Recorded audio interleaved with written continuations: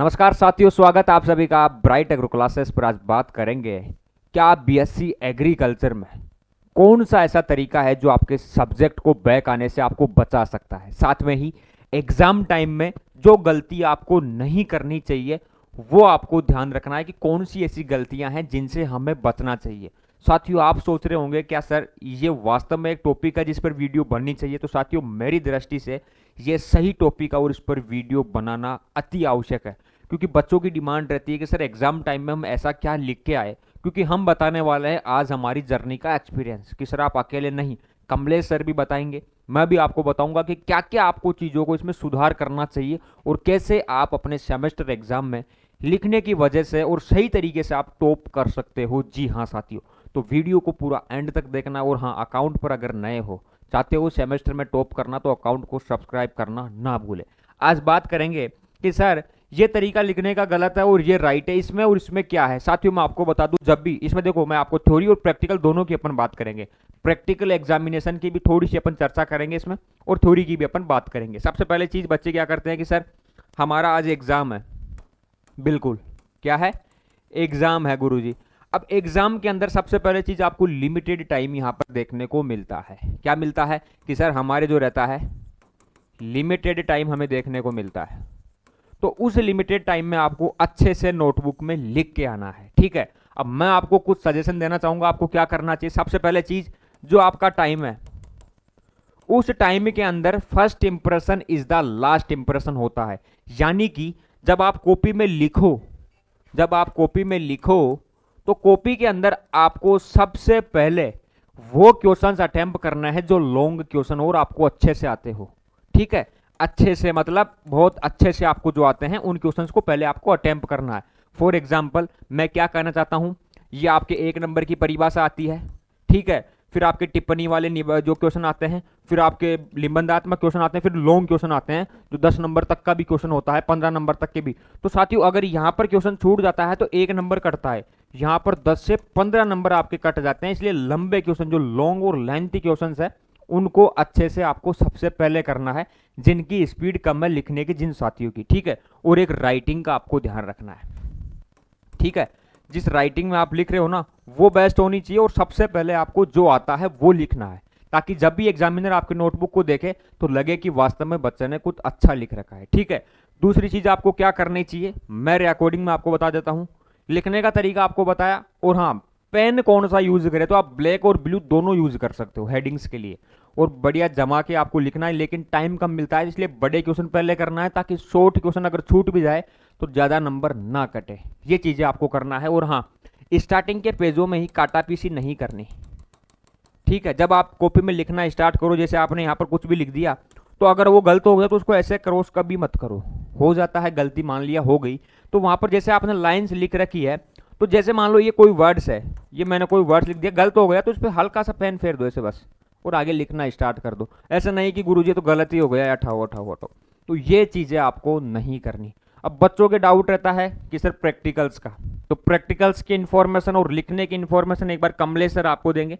जो मेरे को लगे कि ये टॉपिक्स आपको सुधार लेना चाहिए, वो चीजें मैंने आपको बताई। सर एक बार आ जाइए, ताकि अब कमलेश सर भी अपना एक्सपीरियंस आपके साथ में शेयर करेंगे। बिल्कुल सर, अपन अपना ही एक्सपीरियंस नहीं, बिल्कुल लाखों बच्चे पढ़ चुके हैं बीएससी एग्रीकल्चर में ब्राइट एग्रो क्लासेस से, और कई बच्चे बहुत अच्छा रिजल्ट देते हैं और कई बच्चों का नॉर्मल रिजल्ट रहता है। तो इसमें क्या वेरिएशन रहता है, उनकी कोई गलती रहती है या कोई पढ़ने का रहता है, तो उसके बारे में एक बार बात सर, करेंगे। मैंने तो इनको एक तो स्टार्टिंग में लिखने का जी तरीका बता दिया, जी। और जो लॉन्ग क्वेश्चन है वो पहले अटेम्प्ट करने चाहिए इनको, ताकि अगर कोई लास्ट में छूट भी जाए तो शॉर्ट डेफिनेशन वगैरह छूट और जाए। सर सबसे पहले मैं आपसे ये भी पूछना चाहूंगा, क्योंकि अभी इस वीडियो को कई बच्चे एंड तक नहीं देखेंगे, तो अभी जैसे कि इस वीडियो को कई सारे बच्चे ऐसे देख रहे हैं जिनके पास में सही कंटेंट नहीं है, सही क्लासेस नहीं है, और जो एक कॉन्सेप्ट क्लियर करने वाली, लिखेगा कब बच्चा, सही कब लिखेगा, जब सही उसके माइंड में रहेगा, जब सही उसके कॉन्सेप्ट क्लियर होंगे सब्जेक्ट के प्रति, तो वो कॉन्सेप्ट क्लियर कब होंगे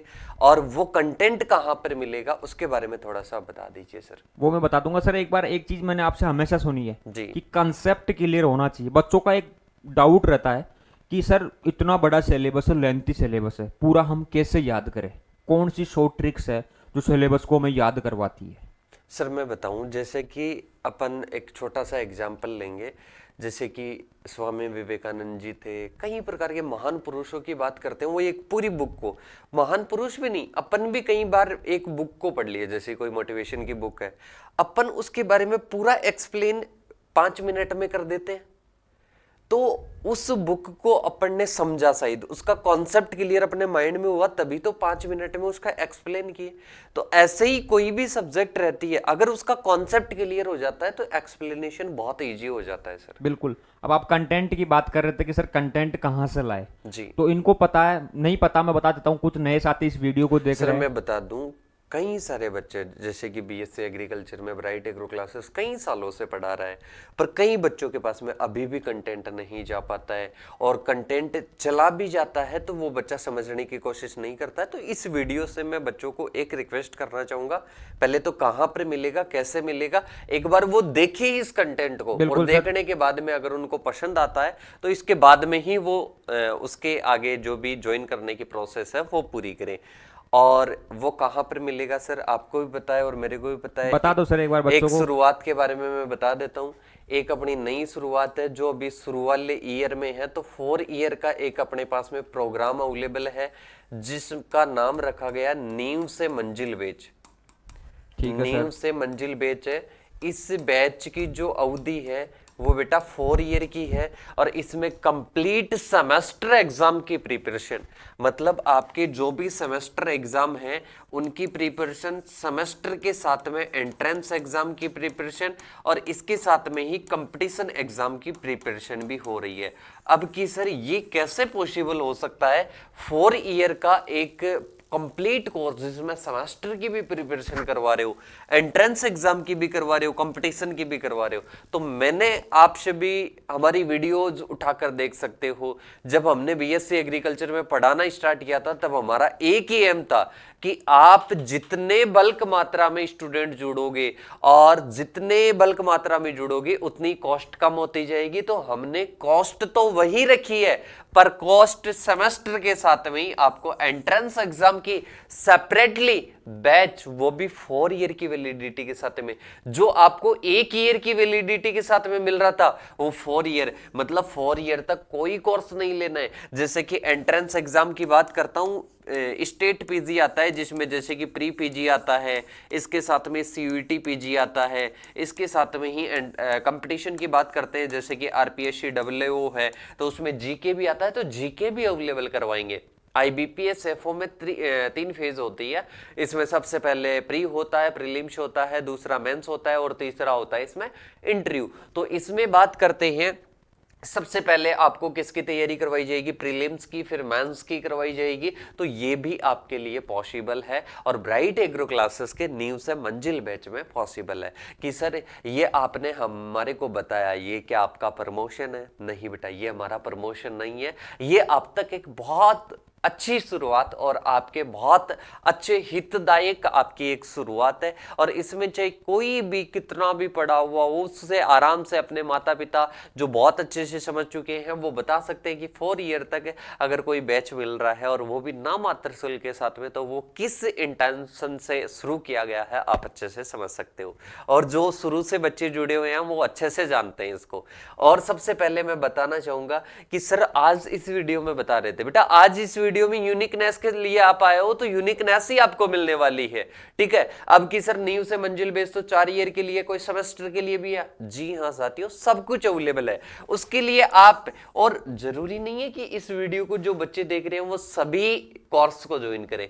जो नहीं करना चाहता है वो इन नंबरों पर कोई भी आपको हेल्प चाहिए, एनीवन, ऐसा नहीं बैच से जुड़ा हुआ है वही हेल्प ले सकता है। सभी बच्चे हमारे से किसी भी प्रकार की आपको सहायता चाहिए वो सहायता ले सकते हैं इन नंबरों पर कभी भी कॉल और मैसेज करके, बीएससी एग्रीकल्चर का स्टूडेंट।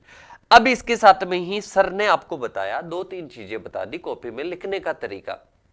अब मैं बताना चाहूंगा कॉपी में और अपन बेटर कैसे लिख सकते हैं। तो सबसे पहला तरीका है कि आपका कॉन्सेप्ट क्लियर होगा, आपका कॉन्सेप्ट क्लियर होगा तो मेरे हिसाब से आपके माइंड में इजी लैंग्वेज, बोले तो इजी वे में आप लिख पाओगे। इजी वे में आप लिख पाओगे और इसके साथ में ही इजी लैंग्वेज में आप लिख पाओगे। मतलब इजी लैंग्वेज का मतलब है कोई भी एग्जामिनर अगर आपकी कॉपी को पढ़ेगा ना तो ऐसे कहेगा कि सर मजा आ गया। और वो कब कहेगा, जब आप किसी क्लास को लेकर ये कहोगे कि सर मजा आ गया, मतलब कॉन्सेप्ट क्लियर हो गया। और वैसा ही फिर उस कंटेंट को पढ़कर, क्योंकि आप भी ह्यूमन हो वो भी ह्यूमन है, तो आपने जहां से पढ़कर जिस कंटेंट को पढ़कर ये कहा कि मजा आ गया, और एग्जामिनर कॉपी चेक कर रहा है और उस कंटेंट को चेक करके कहेगा मजा आ गया, और मजा आ गया ये वर्ड कहते ही अच्छे नंबर आ गए।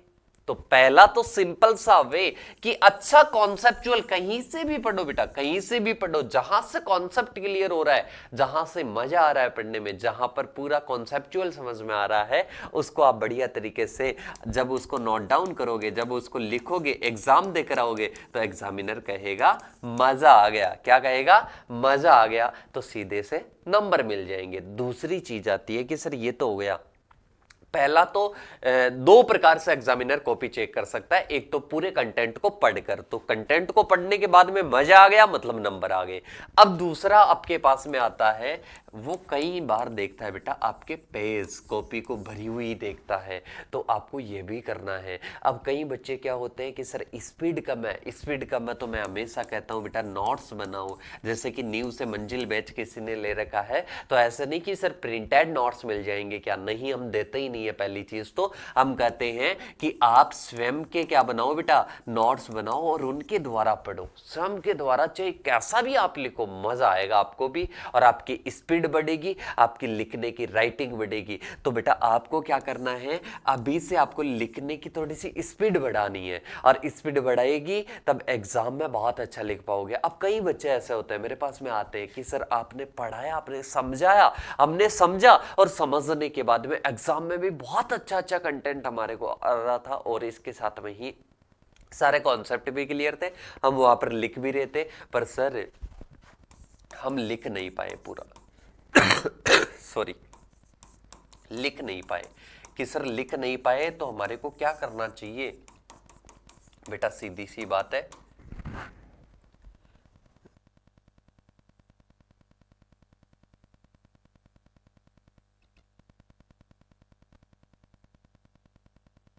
क्या करनी है? आपको स्पीड बढ़ानी है। तो ये आपका सीधा सा क्या है बेटा, सीधा सा एक मेथड है, स्पीड बढ़ाइए और अच्छा कंटेंट लिखिए। और कोई भी इंफॉर्मेशन अगर आपको चाहिए तो आप इन नंबरों पर कॉल मैसेज कर सकते हो। आई होप आपका जो आज का जो ये लेक्चर था, इससे काफ़ी सारे नए नए कॉन्सेप्ट मिले होंगे, लिखने का तरीका समझ में आया होगा। तो मिलते हैं नेक्स्ट सेशन के साथ में, तब तक के लिए थैंक यू सो मच। जय जवान जय किसान साथियों।